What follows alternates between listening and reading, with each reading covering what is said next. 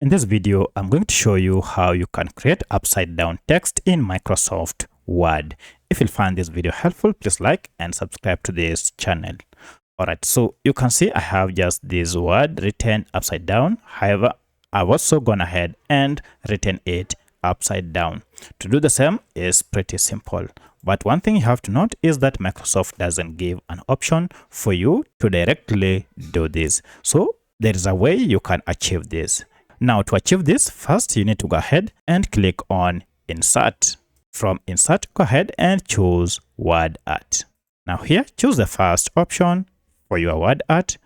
I'll click on this and then write your text here. So I'll go ahead and write my text just like that. And now once your text has been written, head over to Rotate option here and then click on the drop down.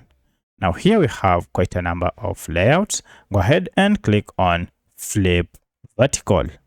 You can see by clicking on Flip Vertical, this will turn my text upside down. Alternatively, you can also turn your text upside down using this rotate wheel, and using this, you'll be able to achieve the same.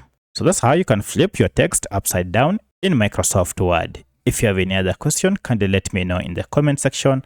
Otherwise, thanks for watching and let's meet in the next video.